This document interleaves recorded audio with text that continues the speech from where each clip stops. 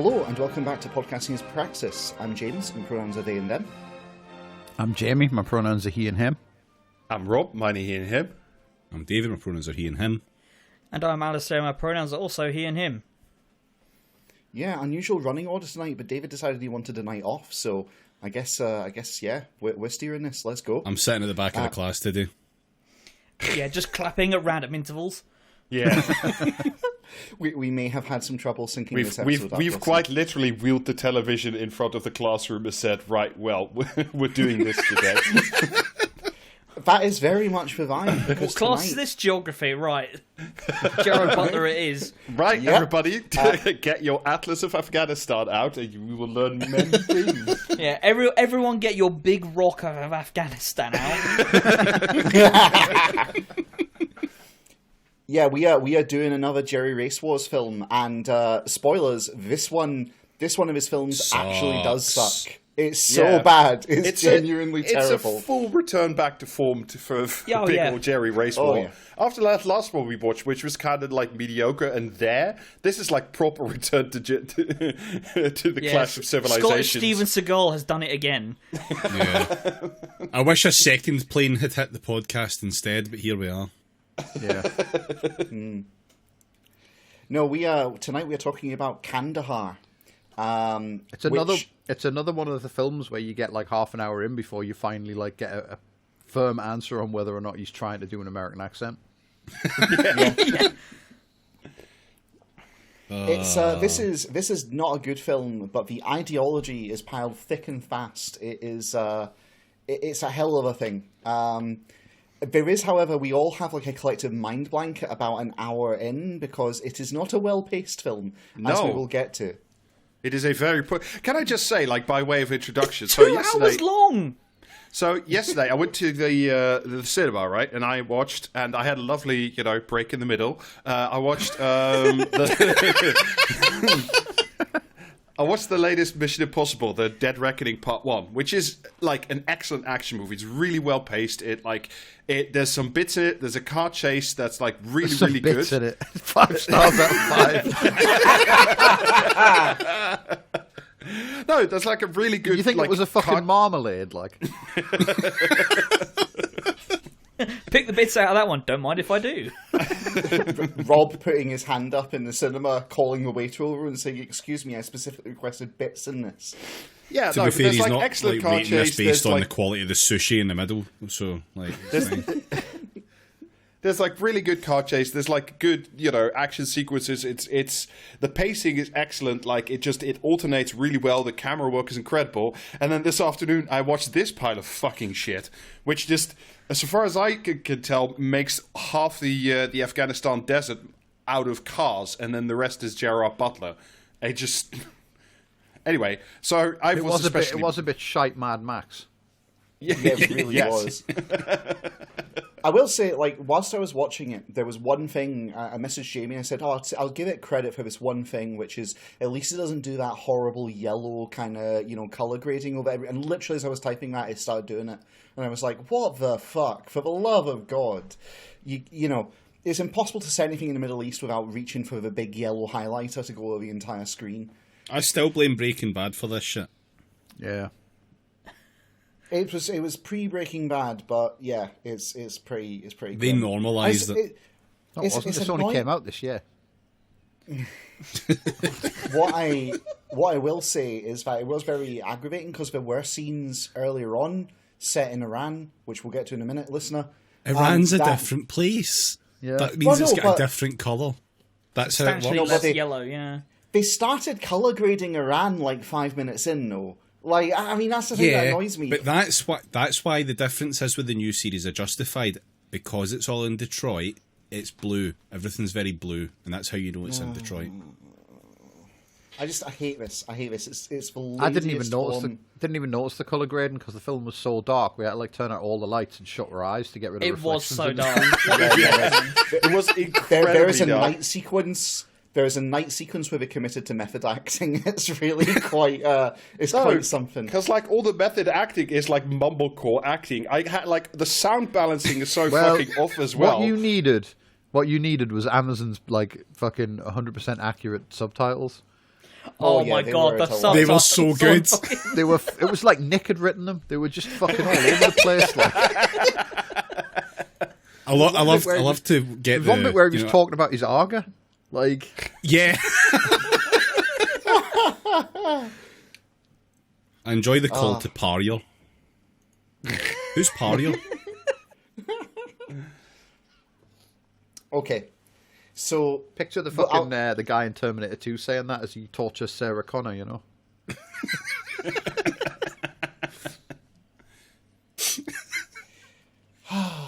it's what we're getting at, listeners. It's not a good film, but it is a fascinating film to me anyway. Fucking sucks. So Yeah, bad. It fucking it's sucks, bad. man. You're too easily amused by like American idiocy, quite frankly. Yeah, I mean, it's got a huge mountain to climb to reach the lofty heights of the second Has Fallen film. Well, I mean, the only thing that I found sort of vaguely interesting about it is, like, plot-wise, it is clearly someone with a brain injury who has half remembered, like, some news items of the last 20 years about Afghanistan. Yes, it's a dumb guy's idea of what a smart guy would take as foreign policy, like realpolitik. It's What if it's Tom not Clancy questioning- fell down the stairs? again? I mean, like, if you just ran some cables through the currently decaying Tom Clancy, you could probably write this. Yeah, like, you know what? It wasn't very Tom Clancy though, because they all just used normal guns, and their night vision only had like one goggle on it. You know what I mean? No, they had like no. Their night vision goggles, like the Iranian bad guy in the chopper, had like 17 different ones. You know, they had... Look, Rob, I'm sorry, but the like, most important piece of headgear anyone wore were the enormous baseball caps right at the start of the film. All right, speaking of the start of the film, thank you, Alasdair. Let's set us up here. So the film opens with like the biggest shot... baseball caps you've ever seen. Yes. Oh yeah, You could land a fucking like aircraft on those fucking things. They're so big. You could refine uranium in that baseball cap, and maybe they were. Well, we will get there. So it's set beside like a through road. There is a underground, like, it looks like a telecommunications It's a junction box. bit. He's a BT guy. I mean, that is it, but it's like this, it's down in like a well inexplicably on the side of the road. Like, he's got to climb down, and there's like, There's a bunch of It doesn't like arms. sand. It's a bunch of armed men like watching a fucking open reach van work. Yeah, Like when you get sick of your fucking broadband, just like not fucking. They've been out 6 times and they still haven't fixed it, and you just decide. What if you replaced? It's What if you called replaced Revolutionary Guard or BT. Yeah, I mean this is what we're at. It's the Revolutionary Guard in threatening Iran. Vodafone customer services with Quds Force. What's that? What if you took Ahmed? the phones off the 9 supervisors and replaced them with AK-47s? Yeah, What's that, Ahmed? Gerard Butler has fallen down the well again. Oh well. So the Revolutionary Guard are standing around watching Gerard Butler and his like sidekick, who I'm sure Jamie recognises from another film. I think as this they- was his first motion picture appearance. Oh, Sure, and his whatever. last. What a shame. Yeah, No, And he's been in stuff. Probably. extremely forgettable versus the hats though. Like that's just all I could see. And they're, like, as has been pointed out to death here, both of the contractors are wearing the "I am not shady, pay no attention to me, I am a working man" massive fucking hats. No, they're not. The guards were wearing them. The guards are wearing the hats. Yeah, Did we the watch guards different films, James? Yeah. They had hats on too. Like, Yeah, all they with had hats on too, sunglasses. but those aren't what I'm interested in. Those hats were normal. okay. Like, yeah. Yeah, those were lowercase hats. Yeah. We want the fucking guards hat. The ones where they look like fucking Big Bird. Yeah. It's like they decapitated Donald Duck and wore his beak like as a trophy. So, Gerard Butler's underground. He's working on like a bunch of telecoms In a normal cables. hat. Sure.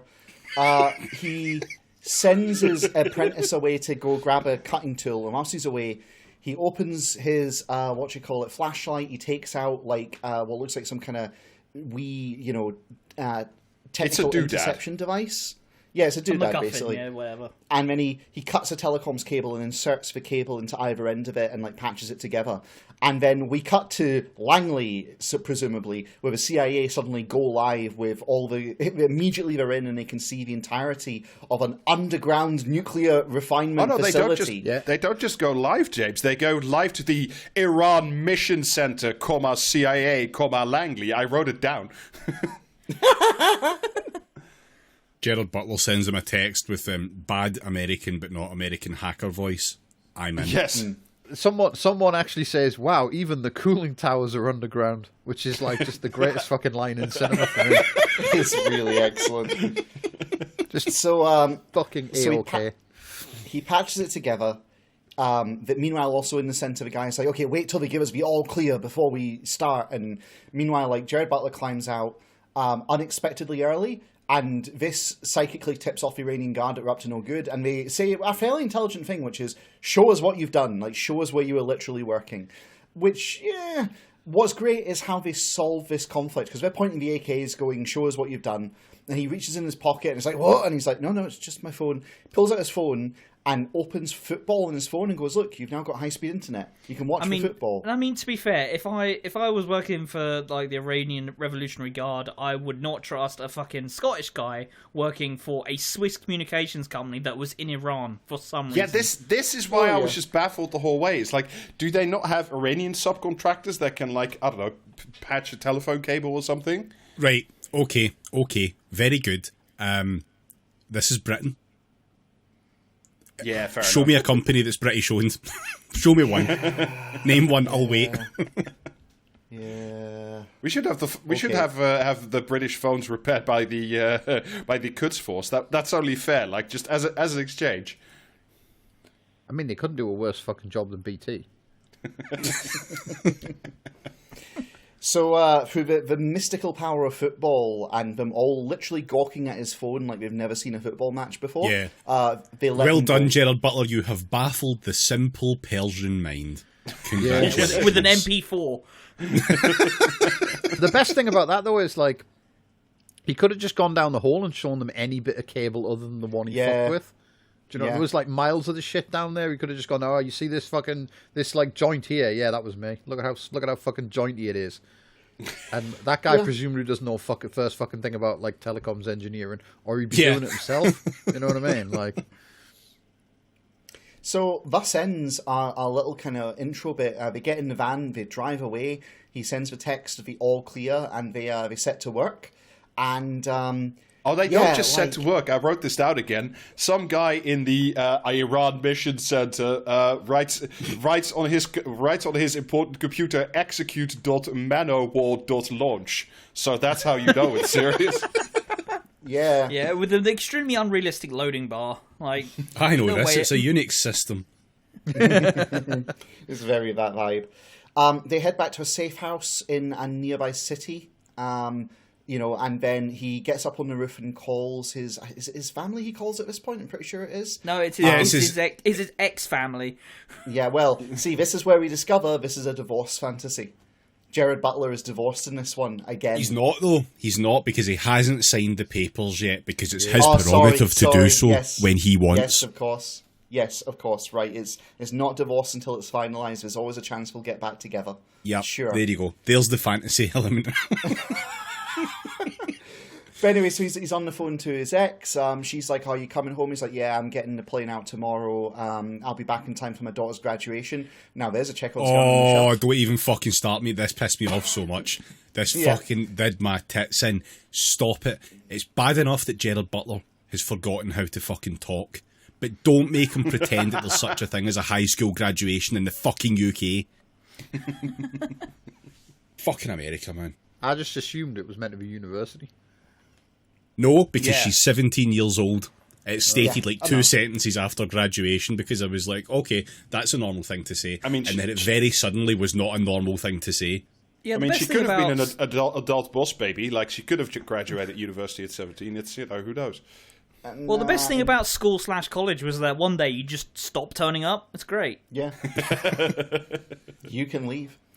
So as he's watching, he finishes this conversation, he hangs up the phone, and then the most ludicrous fucking thing I've ever seen in cinema, if you have the slightest passing familiarity with the subject, unfolded as a fucking nuke went off in the facility. Because that's what the virus had done. It detonated all the centrifuges, causing a massive nuclear explosion underground. Yeah, that's a very choice use of words. Detonates the centrifuges. Uh-huh. Mm-hmm. So they actually, like Jamie pointed out, they referenced Stuxnet during this, which was the... When we watched it, my daughter was like fucking saying...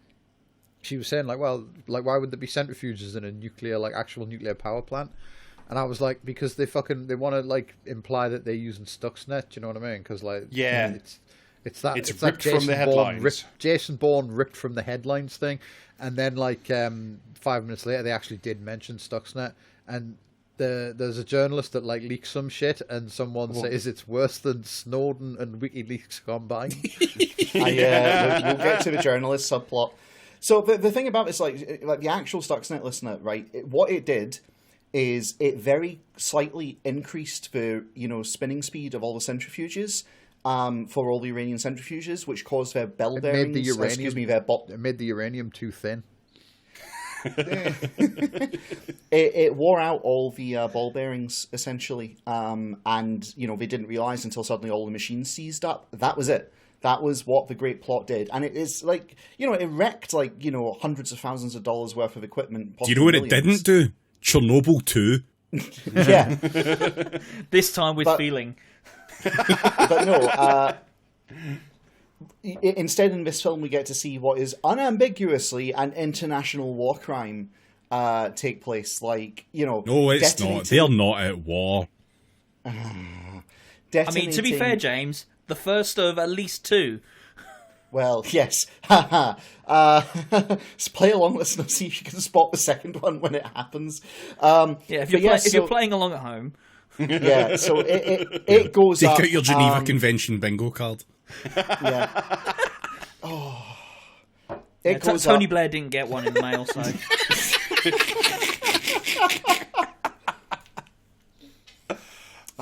Yes. All right. Now we're hitting us, right? So the facility's totaled, and he's just like watching stoically from the rooftop, sort of thing, and then he kind of gets ready to head back home. Meanwhile, there is a subplot that Jamie has introduced. Sorry, I want to just step on your line briefly again. He doesn't just watch stoically from the rooftop. At first, he watches through like the world's biggest binoculars to see like the massive like mushroom cloud that like you could clearly see from like fucking space. It's like, did you need the big binoculars just to see that? Yes, indeed, it has a mushroom shape. Like fucking yeah, he's watching for like one guy particularly dislikes to just be fired out of the fucking facility. Yeah, it's himself. Yeah. I like to imagine that when they were filming this, they said, okay, there's going to be an explosion, and then the CGI guys took it a little bit far, essentially. But anyway, so this cuts to this subplot with a British journalist named Luna. She is in Iran recording from the ground, doing like, recording to like video and then uploading it sort of thing. Doing hagiography, basically. Yeah, it's very weird. And she gets a call by some leaker who we later discover is in the Pentagon. Great, okay. And that's when the brilliant line comes up about, the stuff that they've been up to, all these, CIA programs. It's worse than, the stuff that's, worse than Snowden and WikiLeaks combined. Yeah.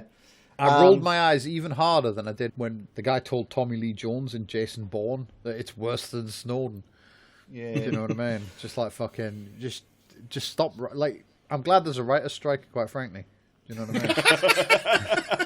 So the interesting thing is they have like some secure communication stuff going on, and then as soon as they're done talking, she immediately on an unsecure line dials back to Germany to her boss's office and has a candid conversation on the phone, and it shows Get a load of this leak that I just got hold of.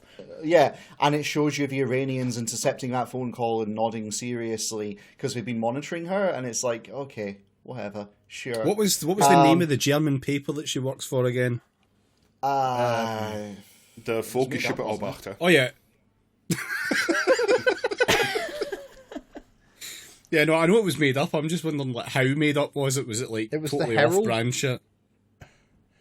Yeah, it ends up in the non-Guardian Herald. Yeah, in the Guardian Herald for sure. It was definitely people were definitely talking about the Herald, and I didn't know whether it was the German spelling or just the subtitles being accurate. Again, or the Glasgow Herald, the chairman office of the Glasgow Herald. Oh dear.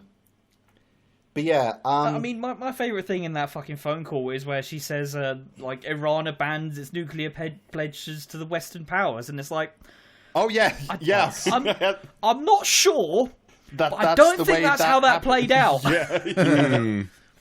Yeah, any day now. Yep. So we can't. What's it like? 22 years we've been hearing that Iran will have nukes any day now. 40 minutes away at all times. Yeah, or your money back. So what's really interesting, I'm looking at a Wikipedia article to keep myself straight on this, and the Wikipedia article's actually wrong here. It's got the sequence of events wrong, comically so. So what actually happens It's in the because film it's such a fucking badly put together film that they've had to edit it to make fucking sense. No, they haven't. Actually, the Wikipedia summary makes less sense. What about You just the said Wikipedia article? You just said Wikipedia. Did I? Wikipedia mentioned. Yeah, mark that off on 500 your bingo pages cards. of Gerard Butler, but spelled with a 3 in the middle. Who would win in a fight, a Wookiee or Gerard Butler? That depends. Is the Wookiee supposed to be some kind of denominational type situation? Does the weird clone Gerard Butler actually make pretty good films? Or... I'm just typing Kandahar into Wikipedia just now. I'm afraid Kandahar does not feature on the Wikipedia. Well, I fill mean, your boots, man. It's not as important as breast. No. So anyway, our hero Tom Harris, for that is Gerard Butler's name in this, leaves, and as soon as I heard that, I couldn't stop thinking about fucking Voyager, but that's just my brain disease. He leaves Iran en route to London via Dubai. Whilst he's in Dubai, his flight to London is delayed, and he decides to pay a visit to a CIA handler, Roman Chalmers. We get. Well, no, the fucking the guy from Vikings delays the plane and then texts him and tells him he'd like to come and see him while he's waiting. It's not the guy from Vikings, bizarrely. It's not. You'd think it is, but not according to the X-ray on Amazon. Tom Harris, former Shadow Minister for Environment, Food and Rural Affairs of the United Kingdom. I knew I recognised the fucking name. Right, I'm going to quickly look up fucking IMDb. For I mean, this Kandahar makes a lot of because, sense that like the UK would send its best operatives from DEFRA. Like Oh no, I've just double checked, Jamie. I'm wrong. It is Travis Fimmel. So okay. Yeah. The CIA helped Defray, and they thought that's the guy to send to Iran. Right, so apparently what we've learned from this is the Amazon X-ray for that scene is wrong because it didn't show him. But it's probably the same guy that did the subtitles. You know, the break is overworked. Anyway, so he goes to meet a CIA handler. He's the handler, Roman, is a Muslim convert. He's living under the outward pretense of being a Dubai socialite. And like, is he actually a CIA agent? Because I kind of assumed that this was all like cool contractor stuff. He is. He's one of these. He's a cutout basically to, like he's the one who organises the people who aren't officially on the CIA books, essentially. Yeah, it's sort of explained later on, like why the fuck is this Scottish guy in Iran doing stuff for the CIA? He's on loan from MI6. Yeah, on loan, like he's a fucking footballer. Yeah. What is going on? So it's like imagine a world where once a year we get like secret agent transfer season. Hey, maybe we do. Oh, don't give James ideas. What? You held. Yeah, just take it as read. Staring at the corkboard on my wall and the red string, and later. Okay.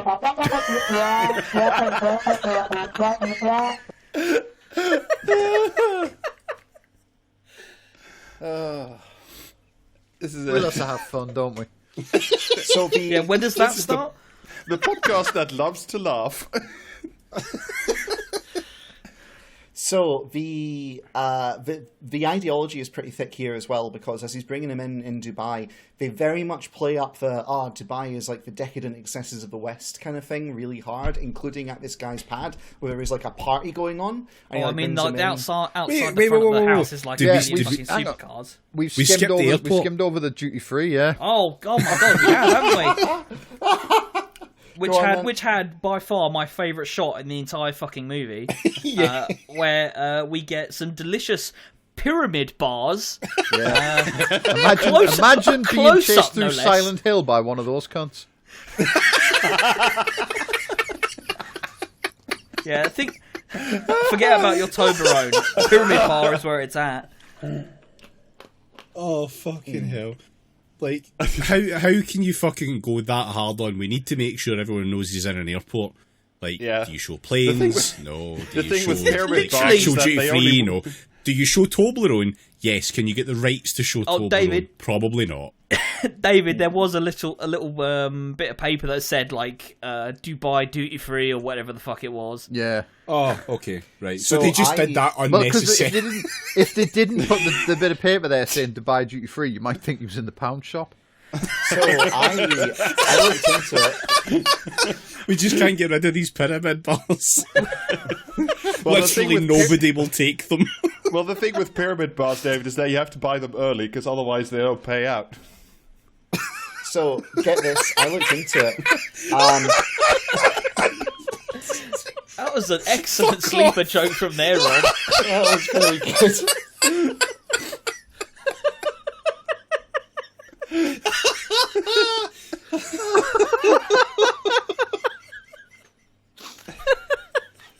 I don't know if we're topping that one tonight, to be honest with you. Right. So I did look into it, and it turns out the sections about were filmed in Dubai's international airport, and I suspect that was maybe part of the terms of them getting to use the space, is showing off the duty free. I'm not even kidding. I googled to see if there was such a thing as a pyramid bar, and my like 10-second Google search didn't turn anything up. So I just have to be left with the assumption this was just a complete like invention. Do you think he just ordered those custom Toblerones?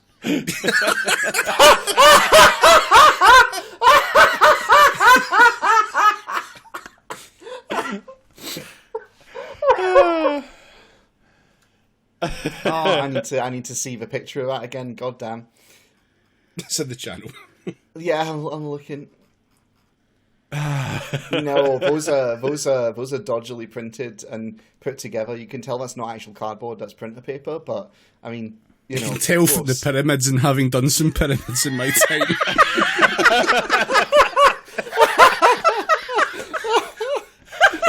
It's an early pyramid bar where it's slightly off kilter.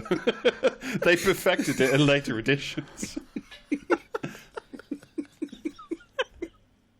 I'm glad we went back to the airport.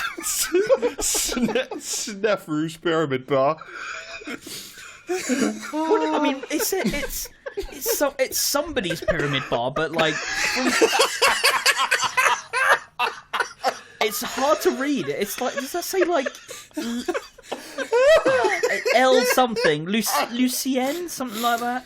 Is it Lucerno's maybe? If it's Lucien's pyramid bar, it's obviously the Louvre. That's it. This is the halfway point of a different movie where it turns out that Christ is still alive. And Gerard Butler must stop him. I just love that the duty free sells three things. It's pyramid bar, a greeting card with flowers on, and a greeting card with a peanut graduating fucking college. You know what I mean? Yeah, he has to get that for his daughter because she's graduating from Scottish high school. Yeah. Chekhov's duty free. Yeah, they have to explain where he gets the milk chocolate eggs from later on in the film. So, if you see a duty free peanut graduating college in the first act.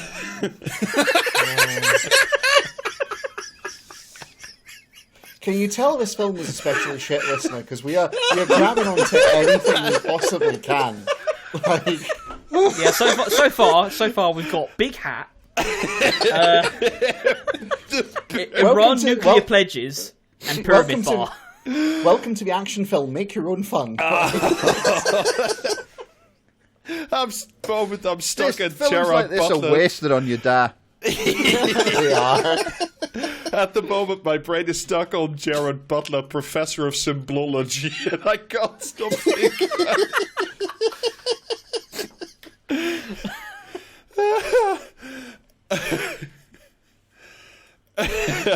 So, It's good to see duty-free representation in films, to be honest. Yeah. So he goes to meet his handler. At which point, as Jamie called it, his handler his handler admits to having delayed the fight to force the meeting.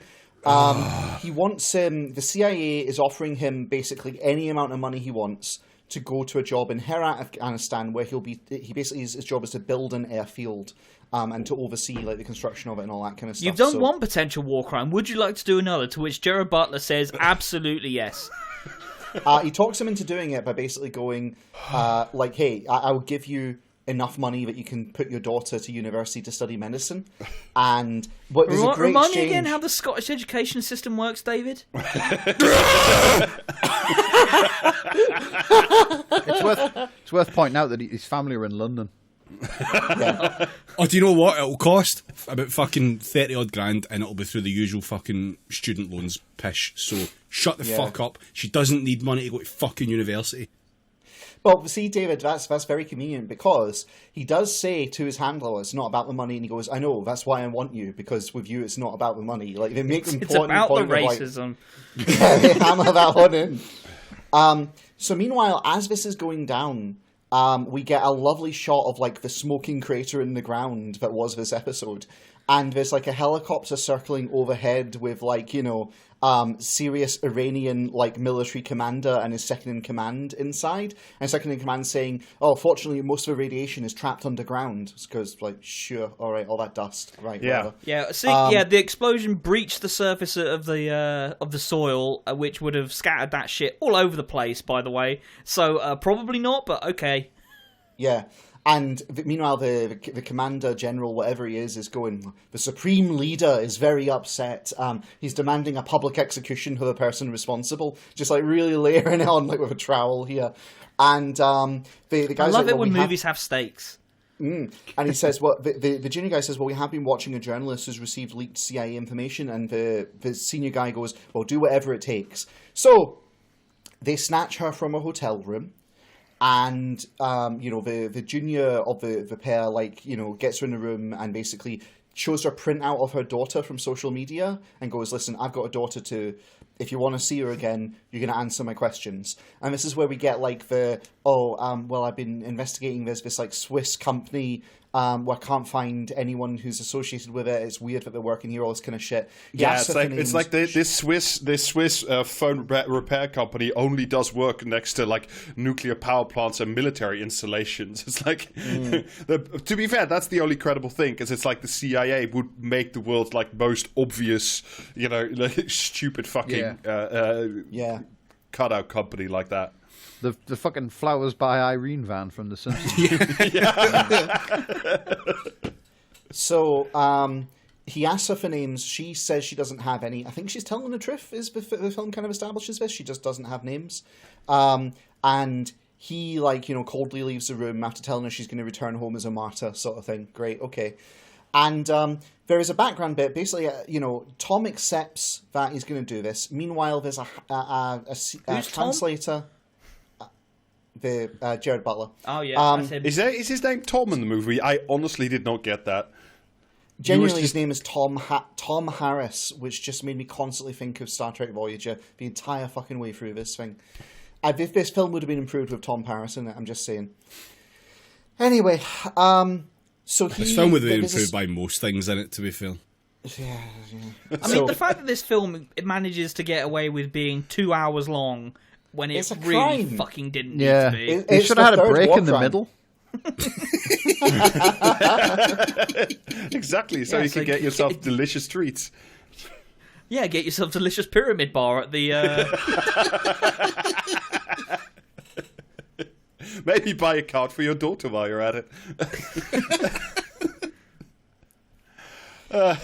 Have we covered? I think that's before this scene. Actually, have we covered the scene where the Pakistani ISI guy is meeting with like the Afghani? Oh no, we're getting to that. We're getting to that. I'm trying to tell this in an order that makes something approximating sense to the listener. It's uphill.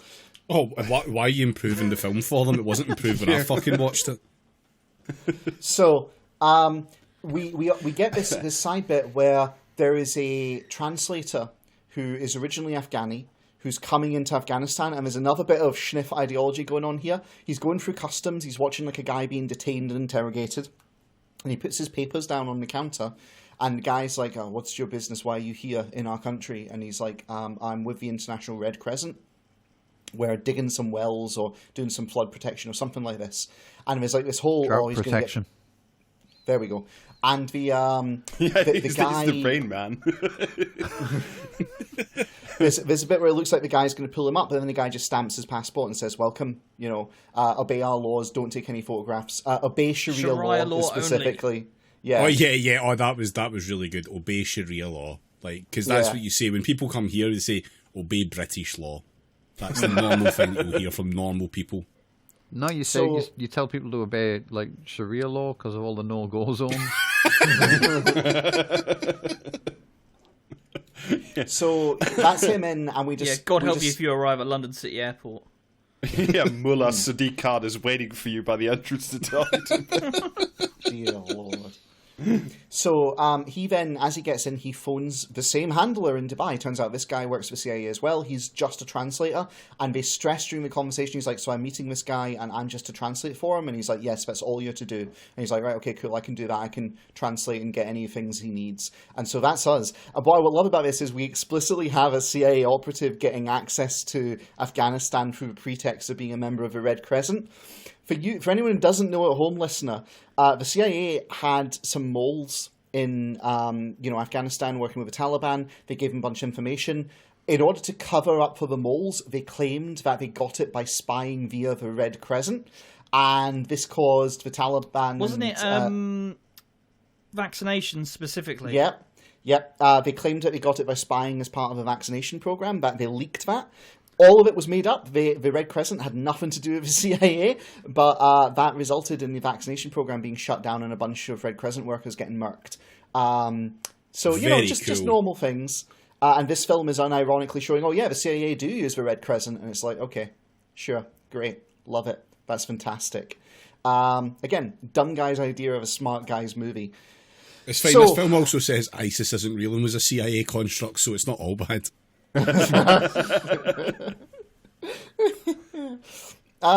Okay, so that's like most of setup, but now we have one final piece to put in place here, which is in a fucking room just somewhere, we have a group of men who are titled on screen as the Taliban leadership, which is fucking hilarious, are talking to an ISI agent who literally, my friends, is wearing a black turban and dressed in black just to kind of drive the point home that this is the villain of the piece. Also, he wears really cool sunglasses. He does. And I thought he was Spider-Man for half the movie. I don't know why. As he's mid-conversation with them. It's like they just drafted him out of a boy band or something. He's just way too cool for this kind of film. He's always on his motorbike somewhere. Yeah. And they also, like, during this conversation where he's talking to the fucking leadership of Taliban, he looks down at his phone with dings and swipes right on a dating app, you know, just like casually doing a Tinder whilst he's talking to the Taliban leadership. And he's played up as being basically right. This film has two modes. You don't actually you don't realise it, but that's actually the turban from Drive that he's wearing. This film has two modes when it comes to depicting people from Afghanistan and Iran, which is either they are like kind of ignorant and gullible religious zealots, or they're deeply cynical, world-weary people who may or may not be corrupted by Western excess. Like, that's it. That's the two modes this film has.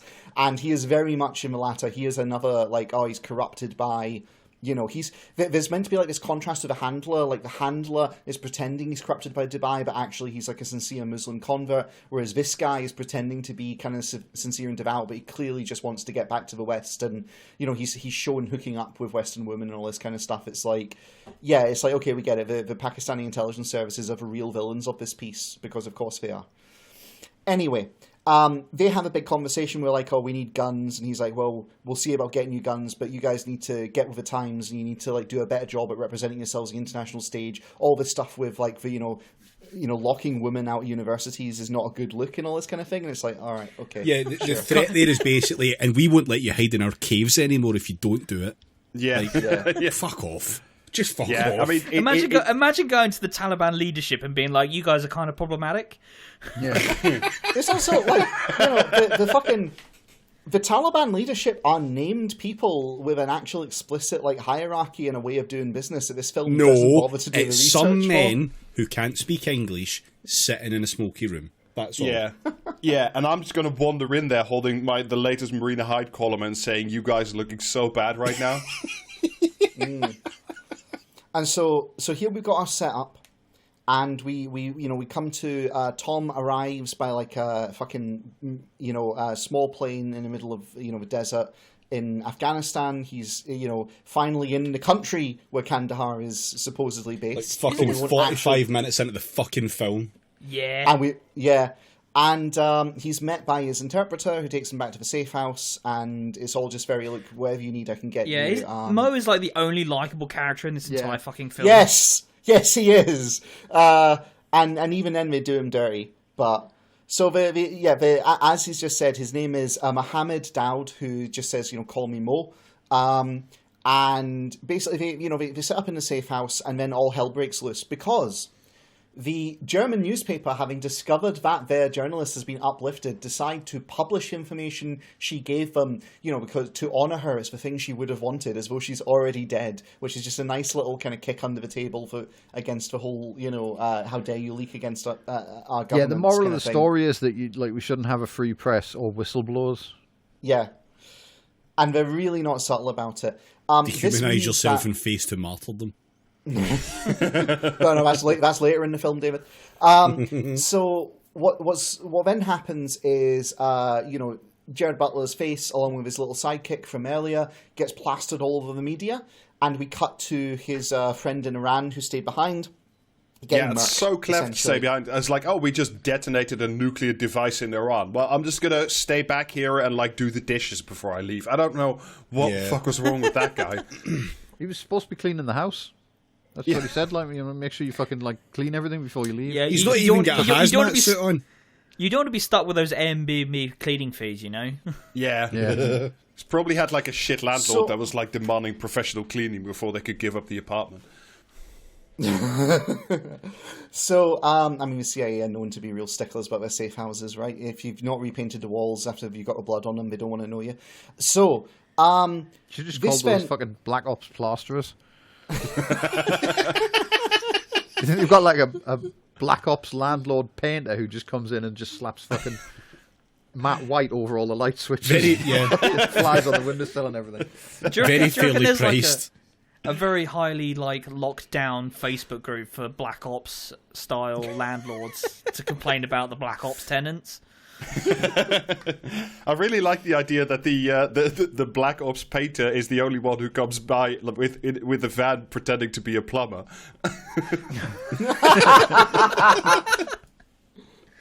So now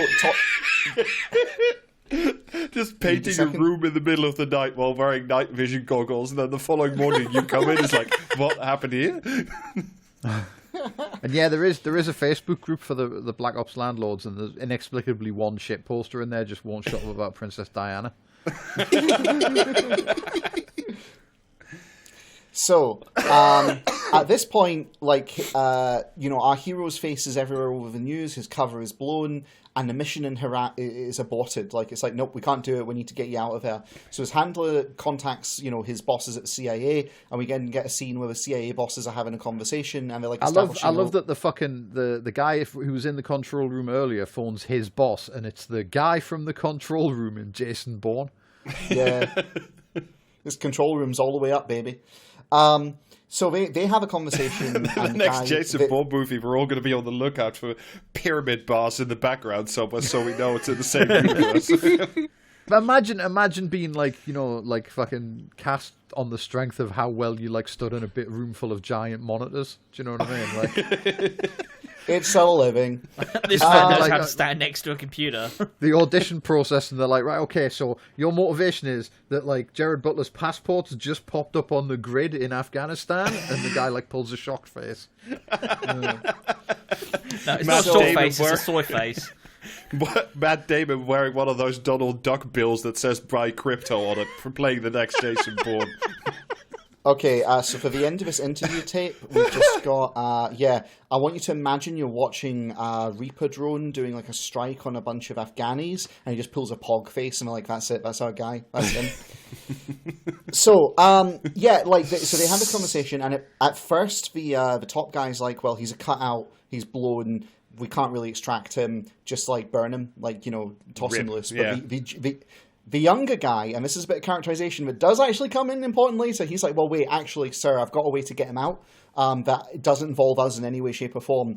The British are currently doing an operation, British Special Forces are doing an operation over near Kandahar, and they're due to do an extraction within 24 hours. That's the name of the film!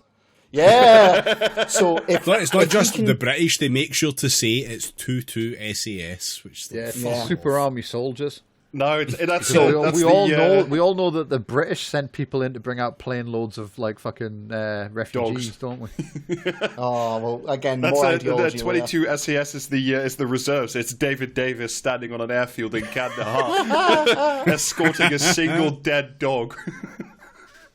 But yeah, so like the junior guy's like, listen, if we can get him to Kandahar before imagine they get take like off, the SAS get halfway back with their plane full of dogs, and it turns out they're all XL bullies. And scramble a couple of like fucking like RAF guys to shoot them down. But yeah, so the senior guy's like, well, this doesn't involve us, and it does let you get the guy out. Okay, he approves it, basically. And so there we have the plot of the film. The plot of the film, 45 fucking minutes in, is Gerard Butler needs to drive across Afghanistan to get to Kandahar in time to get on a plane while the SAS are pulling out. So I have the image like stuck in my head of the SAS like throwing XL bullies out of the back of a plane like Pinochet with the choppers. I just remembered a line from the Iranian leadership meet. Was it whoever it was? Where this film slid completely off my brain, apart from like a few bits, like the pyramid bar, for example. Where well, of course it didn't slide. It's pointy. It's got grip. Indeed. They're talking about the blowing up of the nuclear power plant, whatever, and they say only 2 people are capable of this, the Americans or the Israelis, which, to be fair, they've got them bang to rights there. Well, so the plot of this film is all about a tactical British and American withdrawal from Afghanistan. Which, by the way, I don't know if we've made it completely clear yet, but like this film is set like in this timeline because the Americans have left Afghanistan. Yeah, so like it's post departure. This is meant to be like last year, I guess. Real history ? Mm-hmm. It's cool. It's all good. So this is where the shit Mad Max bit really kicks off, because they need to essentially evade all the people coming to get them, because there are multiple groups that are after them. There's the Pakistani intelligence agent is coming to get them. He's been told by his boss, go get this guy, we want him. There's the fucking Iranians want him, and then there's the Taliban want him as well, because the Taliban's position is if they get him, they can sell him, essentially. So, he's got 3 separate groups all gunning for him at the same time. The Gerard Butler auction. And I have to say, on paper... One Gerard Butler going once, one Gerard Butler going twice. I have to say, speaking of options, on paper, Like, if it took fucking 45 minutes to set it up, but on paper, a mad dash through Afghanistan where you got 3 different groups after our protagonist, that sounds like it might actually be an interesting premise for an action film. And yes. Pretty stupid, bad politics. Right, and here I revert back to my statement at the very beginning, which is that I watched the very good Mission Impossible Dead Reckoning Part 1, where they also have, like, a car chase sequence through Rome with, like, 3 or 4 different interest groups all chasing after Tom Cruise, and that's really tightly shot and very exciting, whereas this is just boring as all fucking get out. Yeah, and I mean, also aside, I could once understand what Tom Cruise was saying instead of Scottish mumblecore. Fucking goddamn. You see that this is subtitles on. Yeah, you say that this is an interesting premise for a film, but it's not really. This is what if the Coen brothers went to the Chicago school. Yeah. This is just, it's just, what if fucking 16 blocks was set on an infinite radial plane? Do you know what I mean? Once they leave the town at the start, they're just driving across a fucking, like, a flat desert while, like, Street Hawk chases after them ineffectually. Yeah. I'm really stuck now at the Coen brothers about going to the Chicago School of Economics instead. Making really weird films in Argentina during a certain period. Yeah, the Frankfurter School.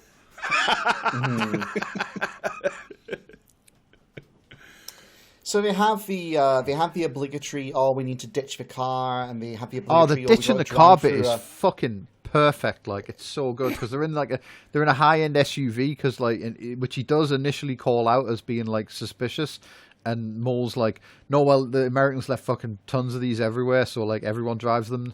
And then he's like, right, we need to ditch this thing. So they ditch even it. The drug dealers, Jamie, he specifically says that bit. They ditch it and they steal a fucking truck. And literally the second they pull away in the truck, the guy who owns the truck, like, starts shouting and running after them, and everyone immediately clocks them. And it's like when you're playing GTA and you fucking, like, you've got 4 stars and you drive through the fucking paint shop, and then, like, on your way out the other side, crash into a police car.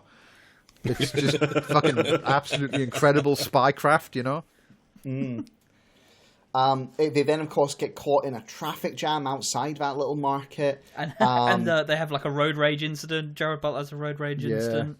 Yeah, it's highly relatable. And then there's for the divorced dad demographic anyway. So, and then at this point, like, the Iranians are closing in on them. But so is the ISI agent on his bike, and he's kicking rad because he's got C4 and Street Hawk does a terrorism. Yeah, he drops a C4 on the Iranian agent's car and blows it up because he doesn't want the Iranians to get, our lad Jerry before he can get him, giving Jerry the time to get away. And if he hadn't been in fighting, he would have been done for. But, fortunately, he manages to escape. And it's like, okay, cool, there we go. That entire sequence takes, 15 minutes, 20 minutes? And thus begins the period where I just fucking blacked out. Yeah. This is also where we're going to start hurrying the plot along, because this is where it just gets excruciatingly boring. Where the main action bit is supposed to fucking take place. Good lord. So there are a couple of edited highlights. Like, they escape the place. Jared's, like, driving straight towards Kandahar at first, and the guy's like, yeah, just follow this road along. And then he decides to take a right, because he's like, if we just go direct, they'll intercept us. They then immediately get intercepted. Yep. Yeah, so just like, what? Oh no, we can't have them be effective at spycraft. That'd be boring. Then they get a flat, which stops them driving along the road. They have to stop. Yeah. At which point, Jared, with his elf eyes, spots that there's a little boy out in the desert. Oh, the little. Yeah, so this is ideology, baby. He sees the reflection of a scope. You know the way, there's light glinting off the scope, and the kid's got a handgun and a detonator. Yeah, it's young Han Solo. Tiny Tim the terrorist. Yeah, it's very much like, please, sir, this won't kid you step can't on be my any improved older explosive than, device. Yeah, he can't be any older than 10 or 11, and he's small for his size as well. He gets him to drop the detonator, and he detonates it, and it turns out there was an IED further along the road. So they hadn't stopped because of the flat, then they'd have been blown to smithereens. Yeah, and then Gerard Butler says, you boy, what do you know? And then he says, all I know is war. You boy, and what day is it? I don't know, sir. Every day is war day. Semtex day? Yeah. The ISI agent who's on their trail catches up and finds the boy and interrogates him. Is like, so, did you see him? He's like, what yes, day I is did. it? It's International Subtext Day, sir. Yeah. And it's like, the boy's like, he says, what do you know? And he goes, I know how to use an AK-47. I know how to, and talks about all this war stuff. And then the ISI agent does this big, deep sigh and goes, have you ever read the Quran for yourself? And the little kid shakes his head and he goes, you should sometime. You might find that what's written in there is very different from what they've told you. And it's like, all right, we get it. There's good Muslims and bad Muslims. Very insightful movie. Yeah, the Pakistani intelligence agent who's explicitly coded as the villain is a fucking woke liberal. We get it. ISI Dick Dawkins here, just like being God delusion in the mountains. See, I don't think the guy's coded as the villain, and I don't think this is meant to be an action film. I think it's meant to be like a big sort of like thoughtful piece for your dad to watch and just like nod sagely along about how Gerard Butler's. Do be like that. Everyone has their own motivations for trying to kill each other, and there's nothing we can really do about that. We just have to accept forever war as a natural consequence of the human like fucking endeavor. Yeah. It do be like that. They head on. We then get the interminable helicopter scene. Would anyone like to take the helicopter scene? It's fucking Die Hard 4.0. It's just like fucking... But bad. Do you know what I mean? Even worse, I should say. They get chased by a helicopter in the night, and then they have to like get off the road because the car breaks. For one, you don't know what's going on, because this is the point where the movie turns entirely to black and white, but mainly black, with some vague notes of white somewhere. It's very much like the modern trend of like filming like fucking the most realistic darkness you can. You know what? Sicario did a lot of fucking damage here.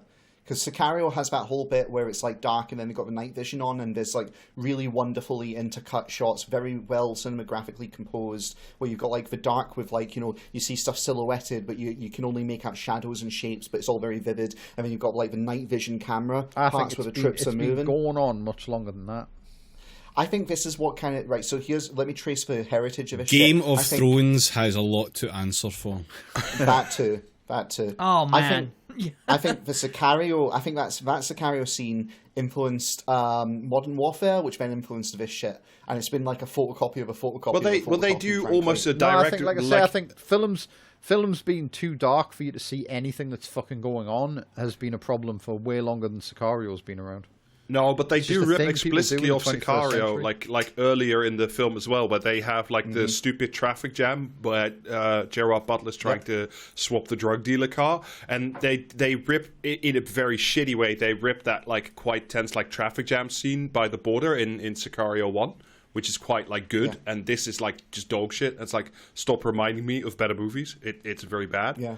It's really very bad. I honestly didn't hate this as much as I hated fucking Sicario. I'll say that much. Like, Sicario is like poisonous because it's quite well shot, but it's like fucking evil. There's just nothing else to say for it. Whereas this is stupid. Shit. It's just stupid. It's just stupid. And sorry, like, can I'm just skimming the Wikipedia of this for myself. Can I give you a partial reason? Hey, that's my job. As to why this is probably so very fucking stupid. It's based on a spec script written by a former military intelligence officer called Mitchell LaFortune.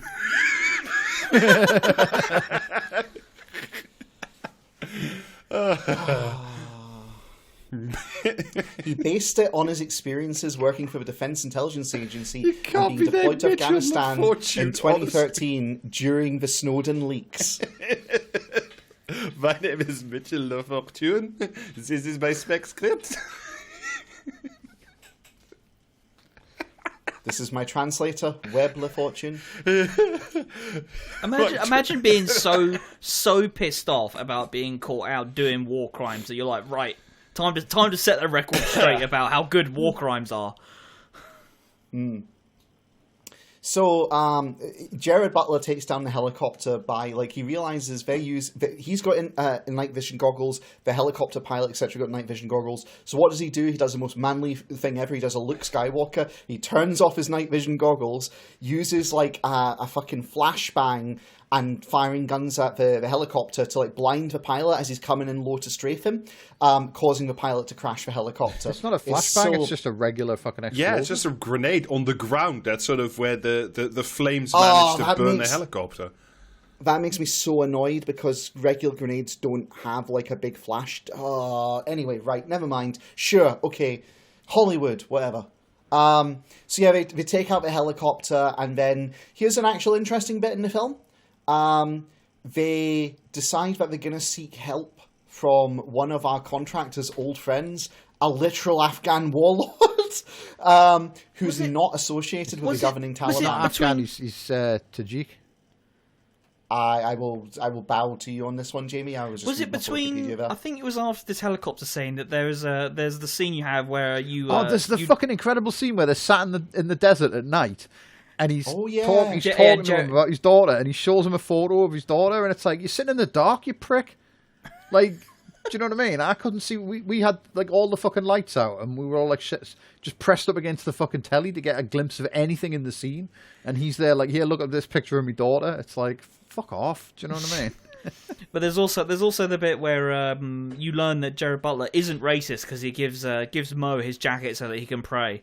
It's like, well done, Jerry. Not just that.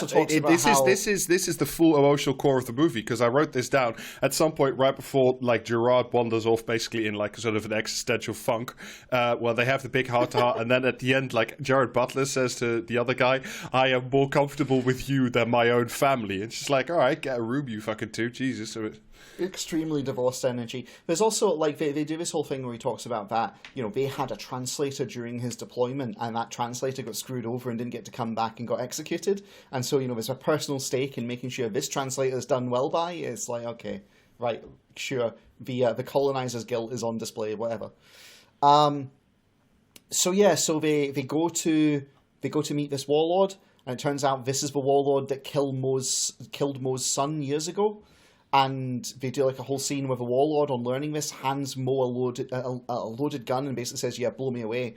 And yeah, Mo... it's very much like these savages have a strange sense of honor that we perverted Westerners no longer possess. Yeah, it's really uncomfortable. Mo ultimately, says a pretty good line, which is, "God may not forgive you, but I can forgive you," and like unloads a gun and drops it and walks out. Clearly, purely because he doesn't want to get Tom killed by taking his revenge. And they then, subsequently, wouldn't you believe it, there's a little hint here that the warlord is maybe not on the up and up, because he says, if you come the day before, I had a helicopter, I could have like flown you, but it's on loan to the Taliban, yeah? Yeah, he says and Taliban. That's, if you have a brain that works for more than like a second, you can figure out, that's the helicopter they just took out in a fight, meaning he's working with their enemy. And wouldn't you know it, he then betrays them and hands him over to Taliban. They do be having a strange sense of personal honor, but also don't trust the Arab. He will betray you. Yes. Did Mustache Dad die in the helicopter crash, by the way? Because I just noticed that he sort of disappeared, and then at the end of the film, like his wife was like crying, and I was like, "Oh, did he die then?" Yeah, he died in the helicopter, but like very anticlimactically, because he's supposed to be one of like 3 end bosses. Yeah. Yeah, but I mean, to be fair, you couldn't see what the fuck was going on in that entire helicopter scene, so I wasn't sure if it was him. Yeah. So. Meanwhile, right, there's time for B-plot. Roman, the handler, who is a sincere Muslim convert, he goes rogue, stops communicating with the CIA, and arrives in Afghanistan to join an ISIS-K unit. I like that the two like control room guys are like having a conversation, and one of them's like, "Have you heard from your man?" And he's like, "No, should I be worried?" And he's like, "Well, yeah. Do you not think you would be interested?" And then it turns out he's gone to join like fucking ISIS. Except it turns out that ISIS, and this is a bit that David loves, the ISIS unit is actually a bunch of Afghan SF commandos being paid by the CIA who are fronting as ISIS. So we have, this film straight up shows you that, like, some of the crimes of ISIS are actually caused by the CIA. Politics. Funny how that works. Yeah. Yeah, they're a funny old bunch. I do like that, like, that's the some thing, of though, these... This film shows you a bunch of stuff that in the hands of, like, a fucking... I'm not even going to say like the hands of a better director, but in the hands of like a fucking better set of producers would be used to like be quite damning about like American foreign policy. Yes.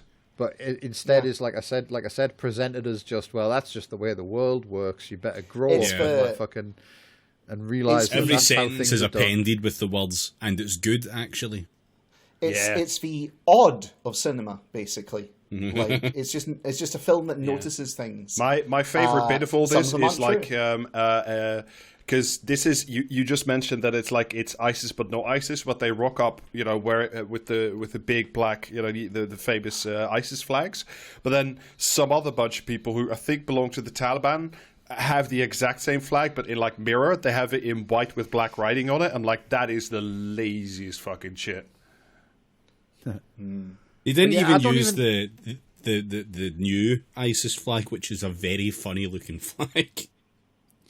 I don't even think that even think the film notices stuff or even says like it's odd or whatever. It just presents it as like these are just the facts of how the world like keeps turning. Do you know what I mean? If you can't ever stop people from doing wars, so like like he's even got a line where he says like like ancient wars were fought for spoils, but modern wars aren't meant to end.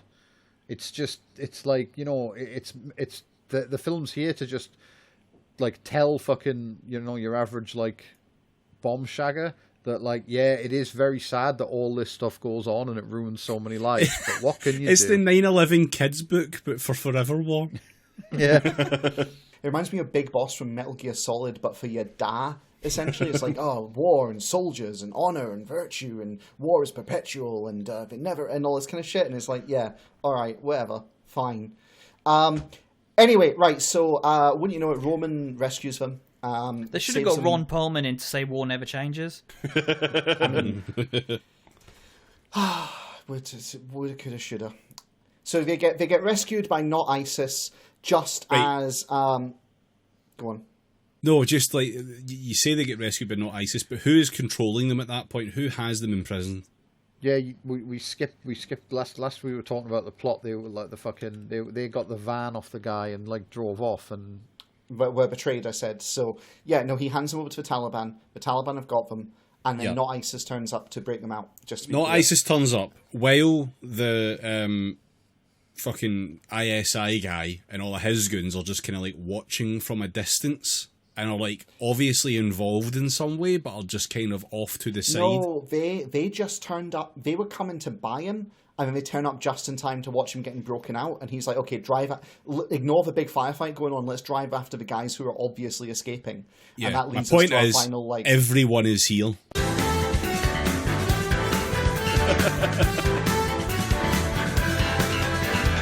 That's enough of that.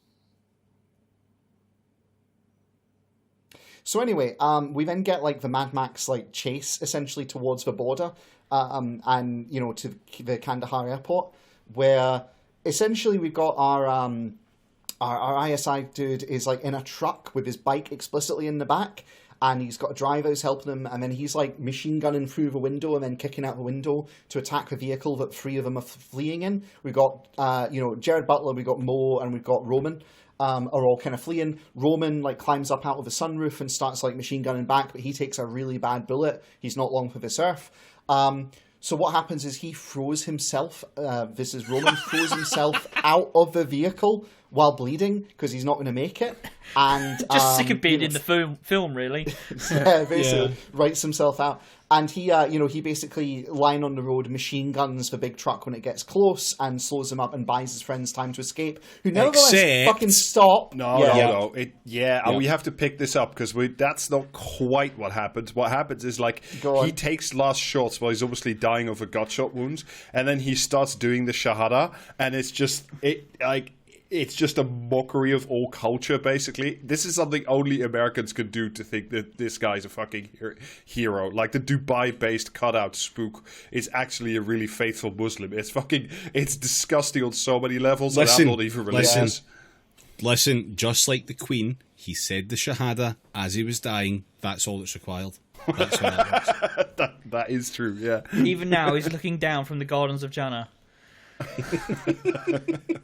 But what's great is they stop their car and watch him on the road, like rather than taking the opportunity he's given them to drive away. They were going to go back until he got shot another 8 times, and then they were like, probably just leave that. Probably not worth it now.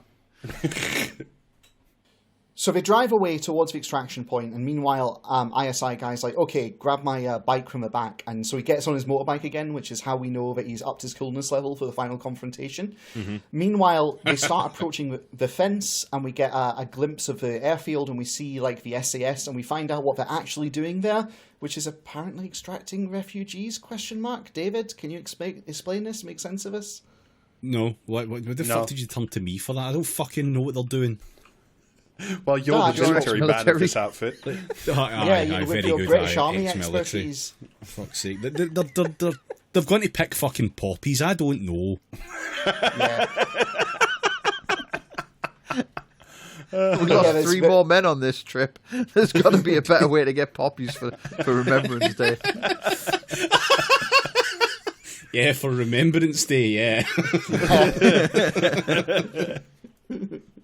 But they do have like a actually, huddled this is where also where you get all the shots. This is where you get like sort of really shit Mad Max, because this is like there's like a Taliban convoy coming from the west, and there's the Doofwagon coming from the east, and there's some other fucking coming from another side, and they're all converging on the ex-CIA. This is like the worst, like, and also everybody, including the Taliban, knows that the SAS is there and is about to like take off some people. They just don't care, I guess.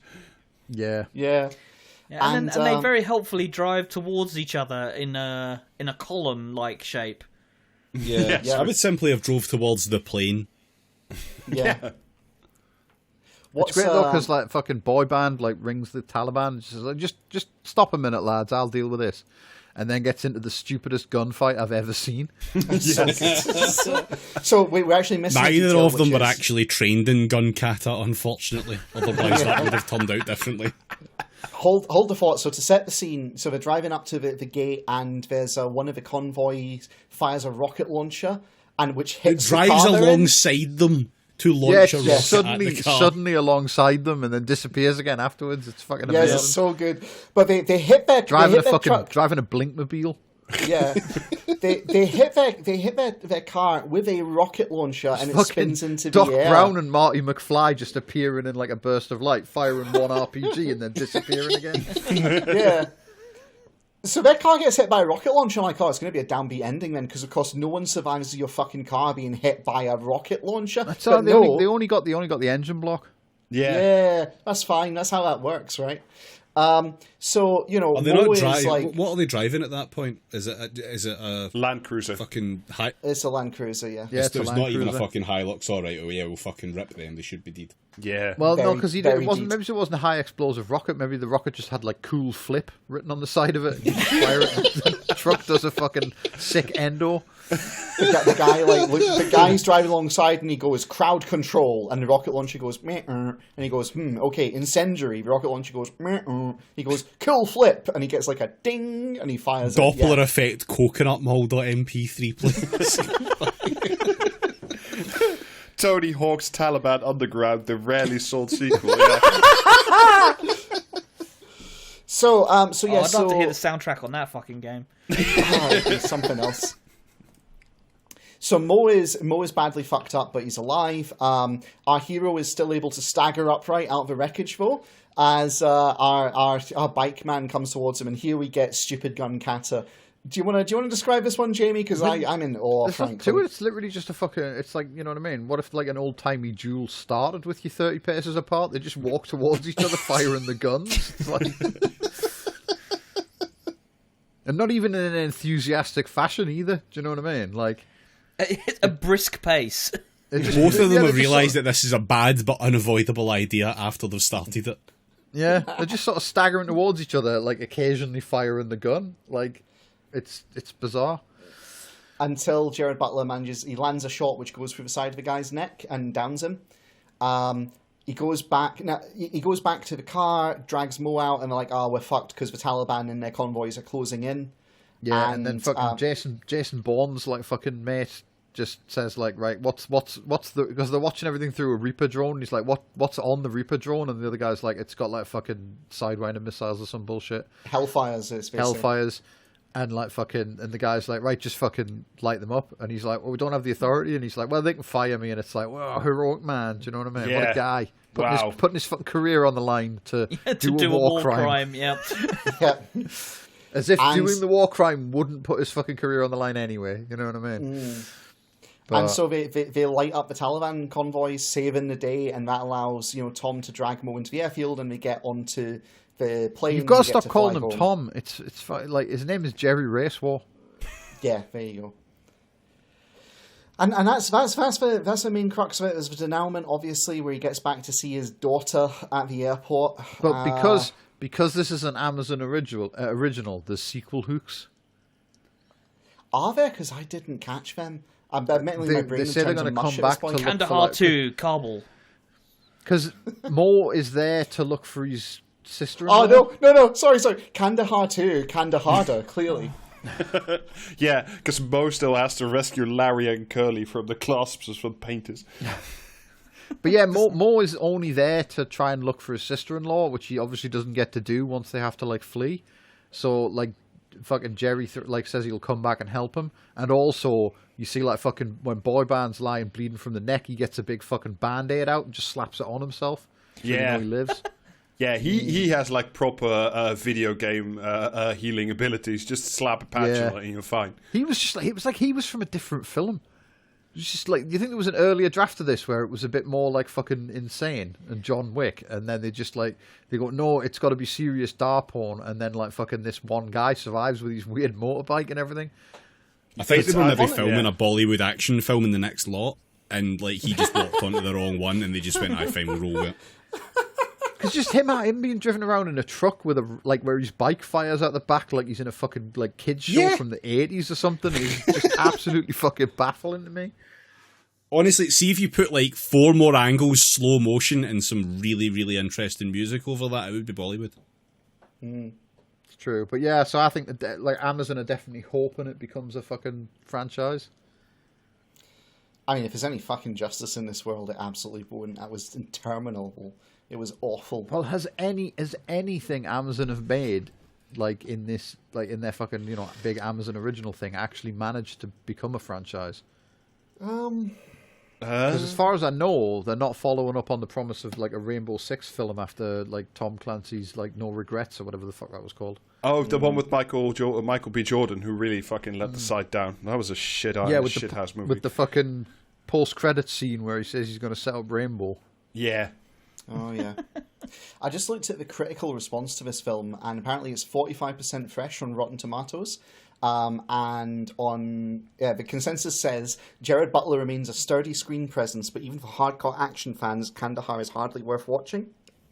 And again, because it's not an action film. It's a fucking. Do you know what I mean? It's for it's for people who own the World at War on box set but don't really understand it to watch and just fuck. Do you know what I mean? It's that kind of manly men must those fucking Facebook memes about how you only sleep soundly in your bed because some guy is out fucking murdering people on your behalf or whatever. Yeah, because rough men. It's very much because rough men secretly want to sleep with you. No, I mean protect you. That kind of thing. Yeah. The thing though, it's the really good line in True Detective, which is showing you how fucked up the protagonists are, is taken unironically. Where it's do you ever think you're a bad man? World needs bad men, Marty. Keep wolves from the door. It's it's that, but unironically, without any layers of nuance and revealing. It's just that is how the world is. Love it. Absolutely love that shit. I'm going to say I'm slightly disappointed though, because the fucking it's by the director that did Angel Has Fallen, and I actually liked Angel Has Fallen, where he pulled off this whole what is the fucking point of any of this shit vibe by the end quite well. Do you know what I mean? Where he stabs his old mate who's turned into a fucking international terrorist or whatever, and then they both just sit there on the roof, sick of their fucking lives. That nailed the fucking vibe of what is the point of all of this hard man shit much better than here where it feels. Maybe it's because he also wrote for Angel Has Fallen, but not for Kandahar. Yeah, it could be. Because I say, there's a lot of stuff in shown in Kandahar that in do you know what I mean? in a different film, you would go, yeah, it's actually really good that they showed you that, like, you know, the CIA guy is literally like calls the fucking warlord his brother and then has to apologize to the translator whose kid was killed, and like, you know, all these other like all this other shit where it's like, oh yeah, the Americans do cause more problems than they've ever fucking solved in the world, but it's again, the film has no judgment on it. It just sort of shows you these things because that is the nature of the world and nothing we can do to change that, so we might as well just accept it and go to bed thankful that like rough hairy men are like out here doing war crimes on our behalf. Men on loan to the CIA are doing the gritty work that you don't want to know about. Well, yeah. When you, the listener, tune in tonight, just know that somewhere out there in the dark, Gerard Butler is doing mumblecore with some other guy. You can't fucking see him out there in the pitch black of a fucking like pristine sky for fucking star watching area. Gerard Butler is showing a fucking man a photo of his daughter. Is it a glow in the dark photo, Gerard? What the fuck are you doing, man? This is why it is a 52 out of 100 on Metacritic. It's not even. It's like surely he could just show a photo on his phone and you saw, but it's an actual fucking like photo that he gets out of his wallet like a prick. Do you know what I mean? Like, it could be anything. He could be showing him like the fucking like the photo of the family that came with the wallet. For all he knows, it's fucking like pitch black there. Also, I really like the idea that this guy, because at some point came with the wallet. During the movie, he also mentions that at some point, like, yeah, I did, because this is where he does the whole speech about, like, how translators are actually, like, the bravest boys, even braver than the troops, and it's just like, no, they're just snitches, but, you know, but he does this thing about, like, yeah, I did 6 fucking tours, and that's why on tour number 7, I bring a photo of my actual family for when I do these illegal operations. Yeah. Actually, do you know what? I was so fucking not paying attention by the end. But does the peanut card survive? The who? I don't think he actually buys it, does he? Who? He does, because you see him in the car on the way to the. I'll go find out. Hang on. You see him in the car on the way to the Viking guy's house, like struggling to know what to write in the card. It's a graduation card, mate. It's not a fucking apology. Do you know what I mean? How are you struggling for the words? To like, you just write "well done." You know, I knew you could make it through school. Not many people do. Not many people get to the end of school. But I knew you were special. And that's why I bought you a card with a peanut on and, like, was too cheap to get a pyramid bar. Because everyone knows kids love pyramid bar. I love it if he turned up at the airport at the end and his daughter was there, clearly wanting to be anywhere else, and she's like, all right, Dad, how you fucking doing? Because he's missing her entire life, sort of thing. And he's like, oh, I got you a card, and she's like, did you get me a pyramid bar? Well, I mean, to be fair, that is like the thing. If like your wife has almost abandoned you and like your daughter presumably hates you anyway, it's like, oh, I'll just. It's also like that's also a broken dad thing. It's like, oh, I can fix this. I'll just buy them a pyramid bar, and that'll do the job of decades of neglect. Yeah, pyramid bar is the chocolate of forgiveness. Something else that we haven't mentioned, by the way. Is the fucking music in this film is so weird. Yeah. Yes. The fucking subtitles were subtitling the lyrics to the soundtrack. Were they? One song in particular that was fucking insane. Like, the lyrics were just like the maddest shit I've ever fucking. I was like, what the fuck? It was like someone was trying to activate the Winter Soldier. I honestly, like, listening to the music for this, a part of me was like, is there some producer's like nephew is getting like paid from this? Because that's the only way I can rationalize. Oh, it's the guy who did the music for Angel Has Fallen as well. Oh no. Yeah, but like, who did the 3 songs that played over the fucking montages? Because they were fucking dreadful. Also, I just want to add, how the fuck is Gerard Butler making so many fucking films in like is this the second film he's made this year? What am I, his fucking agent? Also, the most incredible thing is like at the closing end of the scene, because like we have to wrap it up properly. The most baffling. This is maybe one of the most baffling choices. Is like the final voiceover that like hammers the message home, because obviously your dad's too stupid to get it. Is given by like the head of Iranian intelligence, I think. And Yeah. Oh yeah, it's like I'd forgotten this. You see the good all the guys. people who like lived through the movie like come home, and like the mustache man who died in the helicopter, like this guy's like giving back the guy's wedding ring to his grieving widow and stuff. And then at some point, he just says, "You have to return home to know what you are fighting for." It's like, But why is the Iranians telling me this? I mean, they should, because they're the real heroes of this movie. I like the bit in that where it's like, oh yeah, the Afghans said you could like have your husband's corpse back. It's like, what the fuck were they going to do with it otherwise? Do you know what I mean? Oh, hang it from scaffolding, Jamie, by the road as a warning sign to new arrivals. We missed that bit as well. Yeah, I just went back and had a look. The peanut card does not feature at the end. Instead, what we get is Gerard Butler saying to his daughter, "You're getting big," to which she then admonishes him, and then he goes, "Oh, okay," and then they hug, and that's it. That's your emotional core of End of film. being a shit dad. I remember her saying you shouldn't tell your teenage daughter she's getting big. Yeah. Again, massive divorced dad energy. It's like, no, it's just like teaching all the divorced dads watching this. It's like, you're not allowed to talk about like your daughter growing How up in that your way. Daughter is. Yeah. Oh god, She's also got a very unconvincing Scottish accent, I've got to say. Oh, don't even fucking start. Well, me. she's Don't not alone That's there, fucking then, is far. she?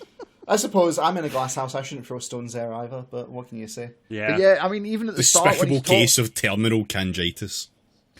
even at the start when he's on the phone to his wife and they're talking about him coming back to London in time for the graduation, I still couldn't tell if he was meant to be American. No. And then, like, it wasn't until they actually said, "Oh, he's on loan from MI6," and I went, "Oh, right, okay, David will be fucking loving this then." Honestly, the entire time I was watching this, I was like, "David's gonna love this. This is fantastic." Because you called it, David. You said it is everything you said it would be and more. Yeah. The one thing I will say for Gerard Butler, at least he's not doing sanitised Scottish, he's just doing bad American. It doesn't matter how hard he's trying not to do that. That's what he's always doing now because he's just locked himself into it. Can he be a real guy anymore?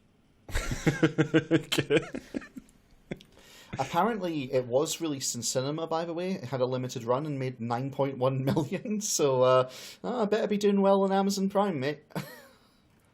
Well, I mean, that's more than I've made this year. So I'd be happy with that if I was them. I'm trying to find out how much it cost. If you can't find that out, that's a bad sign. No, I can't. Nope. Apparently, they released it alongside The Little Mermaid, so that was clearly your daughter can go see that film, and you can. Yeah, send all the women in to see The Little Mermaid, and your dad can go watch this.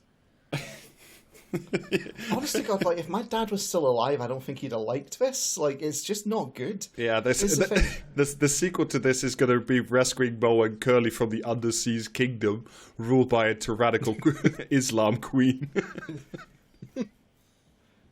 Oh, I hate this. I don't like Gerard Butler. Rob, they do say that Satan's throne is upon the waters, so you might be onto something there. Just like go fantasy with a sequel. What's the worst that could happen? What is the next Gerard Butler film we've got coming up? Someone check his IMDb. I want to know what the next fucking poison I'm going to need to swallow is. Right, hold on then.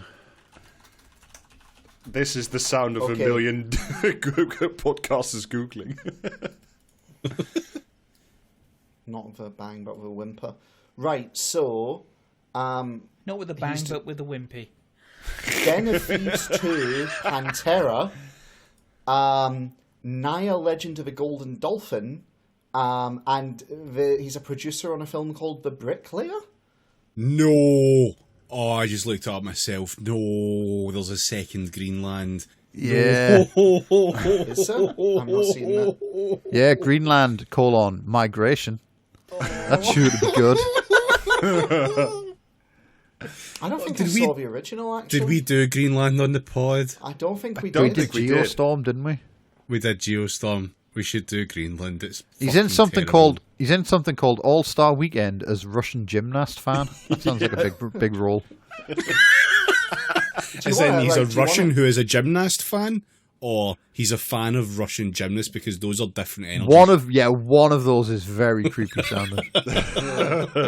So, David, is Greenland as bad as it sounds on the face? Greenland is it like... fucking sucks. The plot summary sounds incredible.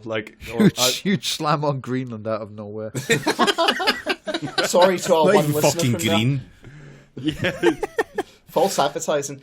Should we do like a two-parter then? Like when the sequel gets released, we'll do Greenland and Greenland too. No, we shan't. I mean, do you know what? No, unless you all really fucking annoy me, in which case, yes. All right, so I am never doing more than one fucking Gerard Butler number in a row ever again. Like that's fair enough. Yeah, the Has Fallen trilogy was enough for one lifetime. Just come back onto the next Andor recorder and then we'll do Greenland. Sorry, I'm busy killing myself that day. On the note of Andor, seeing as we're fucking killing this, I am just promises. Like you can't make me edit a 3-hour long episode. You can't do that. Why don't you come over to David's some house point and do it for him, you fucking coward? Yes, that's what to do. Yeah. You hear that? All listeners are now invited to David's house. It'll be like a sequel to that stupid party movie. No, but you can edit it. Feel free. Do you know what to do? Record it as well. Yeah, Nick, why don't you make your own Star Wars? Yeah, I will get that out at some point soon. I am trying to sit down and get it edited. Apologies for the delay. It is really fucking starting to annoy me as well. We've got 3 recorded and 2 more planned. Yeah, there'll be 5 more by the time I'm done with that fucking piece of shit. No, it won't. It will be 2 more recordings and that is it. Anyway, with that all out of the way, you know what the deal is. Go get us at patreon.com /praxiscast. Yeah. No, I think James should do this. Okay. I love that you got halfway through the name of the podcast before you've got unsure there. Yeah, so you can find us on twitch.tv/praxiscast on Wednesdays and Thursdays. But do check our Twitter. I don't know if you pronounced that properly. I think it's Praxiscast.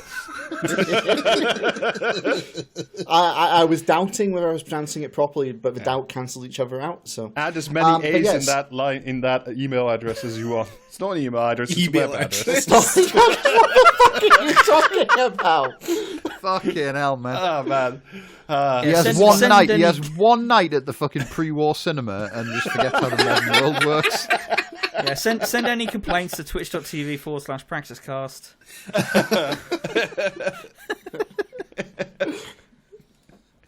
You can email us at twitter.com. Anyway, right, so should I retake that or are we leaving that in? Probably start again would be my feeling on the matter. Like just a hunch. Hello and welcome to Podcasting as Praxis. Fuck off. Oh, right. So yeah, I think that's going to do us for tonight. You can catch us on Wednesdays and Thursdays on twitch.tv/praxiscast. Though do check our Twitter and our Blue Sky to see when we're going live. Don't check the Twitter. Don't use Twitter. It's bad. Well, what you can do, however, is use our Discord by going to patreon.com/praxiscast, where you can subscribe, become patrons, enjoy our bonus content, and get on our Discord to, annoy David, or maybe provide him with surrogate, Twitter content. Who knows? Or be told when the streams are. Or be told when the streams are, that's true. And get, behind-the-scenes clips. Yeah, we've got quite a few of them. Some of them are very good. We never fucking plug the behind-the-scenes clips, do we? No. Well, we're because they're not very good. That's why I don't make it into the episodes. Some of those are timeless classics, but most of the timeless classics are on YouTube. Yeah. You can also, if you are so inclined, I'm selling it short. There's actually like fucking hundreds of the fucking things in the bonus zones here, and some of them are quite incredible. Yeah. Come hear us make loads of fucking mistakes and then howl like gibbons for 10 minutes at a time instead of actually starting the episode. You may be asking how that is different to the actual podcast you listen to. Come and find out.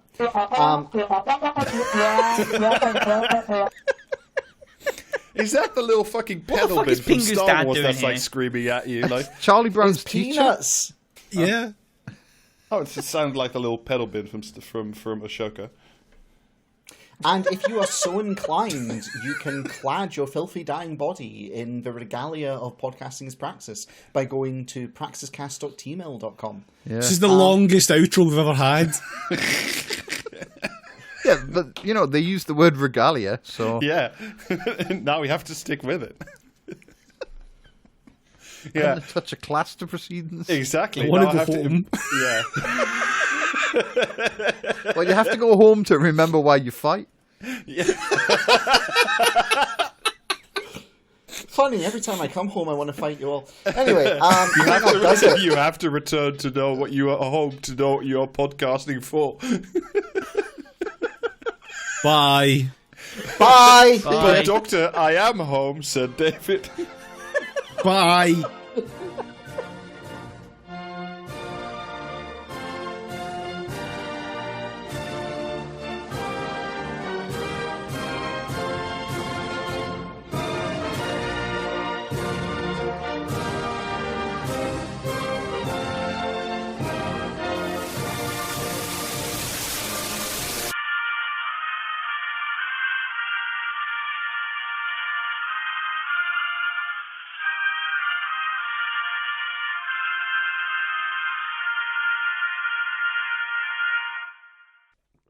Bye. The fuck was that? Rob choking on his own hilarity.